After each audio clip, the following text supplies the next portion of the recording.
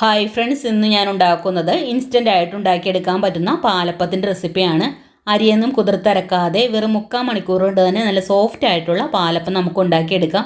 വീഡിയോയിലേക്ക് പോകുന്നതിന് മുമ്പായി എൻ്റെ ചാനൽ ആദ്യമായാണ് കാണുന്നതെങ്കിൽ പ്ലീസ് ഒന്ന് സബ്സ്ക്രൈബ് ചെയ്യണേ.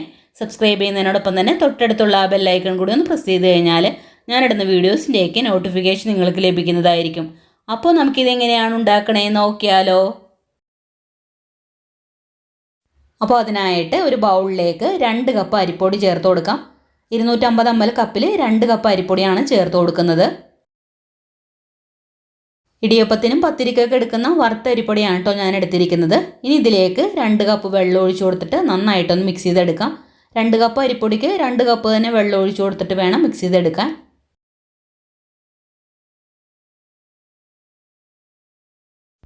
ഒട്ടും തന്നെ കട്ടകളില്ലാതെ വേണം മിക്സ് ചെയ്തെടുക്കാനായിട്ട്.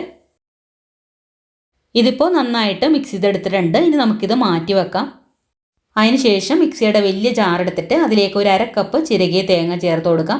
പിന്നെ വേണ്ടത് 3/4 കപ്പ് ചോറാണ്. ഞാനിവിടെ വെള്ളരിയുടെ ചോറാണ് എടുത്തിരിക്കുന്നത്. മട്ടരിയുടെ ചോറുണ്ടെങ്കിൽ അതെടുത്താലും മതി. ഇനി ഇതിലേക്ക് ഒരു 1/2 കപ്പ് വെള്ളം ഒഴിച്ചു കൊടുത്തിട്ട് നന്നായിട്ടൊന്ന് അടിച്ചെടുക്കാം.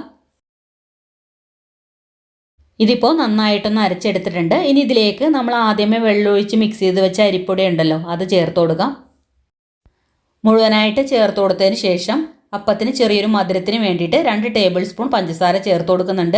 അപ്പോൾ നമുക്ക് എത്രത്തോളം മധുരം വേണോ അതനുസരിച്ച് പഞ്ചസാര ചേർത്ത് കൊടുത്താൽ മതി. പിന്നെ ഒരു 3/4 ടീസ്പൂൺ ഇൻസ്റ്റൻറ്റ് ഈസ്റ്റും 1/2 ടീസ്പൂൺ വെളിച്ചെണ്ണയും കൂടി ചേർത്ത് കൊടുത്തിട്ട് നന്നായിട്ടൊന്ന് അരച്ചെടുക്കാം.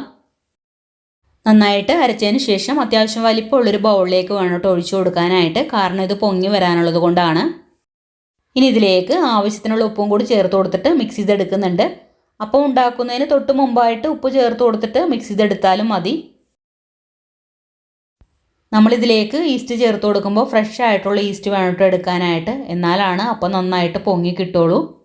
ഇതിപ്പോൾ നന്നായിട്ട് മിക്സ് ചെയ്തെടുത്തിട്ടുണ്ട്. ഈ ഒരു പാകത്തിനാണ് മാവ് വേണ്ടത്. ഇനി ഞാനൊരു പാത്രത്തിൽ കുറച്ച് വെള്ളം ഒന്ന് ചൂടാക്കി എടുത്തിട്ടുണ്ട്. അതിന് മുകളിലായിട്ട് മാവ് റെഡിയാക്കിയ ബൗൾ വെച്ച് കൊടുക്കാം. ഈ ഒരു തണുപ്പ് കാലാവസ്ഥയിൽ മാവ് നന്നായിട്ട് പൊങ്ങി കിട്ടാൻ വേണ്ടിയിട്ടാണ് ഇതുപോലെ ചെയ്യുന്നത്. എന്നിട്ട് മൂടി വെച്ച് 1/2 മണിക്കൂർ മുതൽ 3/4 മണിക്കൂറിനുള്ളിൽ തന്നെ ഇത് പൊങ്ങി കിട്ടും. ഇതിപ്പോൾ നന്നായിട്ട് പൊങ്ങി വന്നിട്ടുണ്ട്. ഏകദേശം ഒരു 3/4 മണിക്കൂർ കൊണ്ട് തന്നെ നന്നായിട്ട് പൊങ്ങി വന്നിട്ടുണ്ട്. ഇനി ഇത് ഒരുപാടിട്ട് ഇളക്കണ്ട, ചെറുതായിട്ടൊന്ന് മിക്സ് ചെയ്തതിന് ശേഷം ഉപ്പ് നോക്കിയിട്ട് കുറവുണ്ടെന്നുണ്ടെങ്കിൽ ആവശ്യത്തിനുള്ള ഉപ്പ് ചേർത്ത് കൊടുത്താൽ മതി. ഞാൻ ചേർത്ത് കൊടുത്ത ഉപ്പ് കറക്റ്റ് പാകത്തിനാണ് കേട്ടോ. ഇനി നമുക്ക് അപ്പം ഉണ്ടാക്കാൻ വേണ്ടി തുടങ്ങാം. അപ്പോൾ അതിനായിട്ട് അപ്പച്ചട്ടി അടുപ്പിലേക്ക് വെച്ചിട്ട് ചൂടായി വരുമ്പോഴേക്കും തീ മീഡിയം ഫ്ലെയിമിലോട്ട് വെച്ചിട്ട് 1/2 തവി മാവ് കോരി ഒഴിച്ചു കൊടുക്കാം. എന്നിട്ട് ഇതുപോലെ ഒന്ന് ചുറ്റിച്ചെടുക്കണം. എന്നിട്ട് ഇതുപോലെ ബബിൾസ് വരാൻ വേണ്ടി തുടങ്ങുമ്പോൾ മൂടി വെച്ച് വേവിക്കാം. ഇപ്പോൾ അപ്പം പാകത്തിന് വെന്ത് വന്നിട്ടുണ്ട്. അരിയൊന്നും കുതിർത്ത് അരക്കാതെ തന്നെ നല്ല പെർഫെക്റ്റ് ആയിട്ടുള്ള അപ്പം നമുക്ക് കിട്ടിയിട്ടുണ്ട്. ബാക്കിയുള്ളതും ഇതുപോലെ തന്നെ ഉണ്ടാക്കിയെടുക്കാം. ഇനി അരികൊക്കെ മൊരിഞ്ഞിട്ടുള്ള അപ്പം വേണമെന്നുണ്ടെങ്കിൽ ഒരല്പം നേരം കൂടി കൂടുതൽ വെച്ചാൽ മതി. ഞാനിപ്പോൾ രണ്ടാമത് ഉണ്ടാക്കിയെടുത്തത് അരികൊക്കെ മൊരിഞ്ഞിട്ടുള്ള പാലപ്പമാണ്. അപ്പോൾ വളരെ പെട്ടെന്ന് ഉണ്ടാക്കിയെടുക്കാൻ പറ്റുന്ന പഞ്ഞി പോലത്തെ ഒരു പാലപ്പം കേട്ടോ ഇത്. എല്ലാവരും ഇതുപോലെ ഒന്ന് ഉണ്ടാക്കി നോക്കണം. ഉണ്ടാക്കി നോക്കിയിട്ട് ഫീഡ്ബാക്ക് മറക്കാതെ കമൻസിൽ അറിയിക്കണം. അതുപോലെ വീഡിയോ ഇഷ്ടമായിട്ടുണ്ടെങ്കിൽ ലൈക്ക് ചെയ്യാനും ഫ്രണ്ട്സിനും ഫാമിലിക്കൊക്കെ ഒന്ന് ഷെയർ ചെയ്ത് കൊടുക്കാനും ഇതുവരെ സബ്സ്ക്രൈബ് ചെയ്യാത്തവരുണ്ടെങ്കിൽ ഒന്ന് സബ്സ്ക്രൈബ് ചെയ്യാനും മറക്കരുതേ.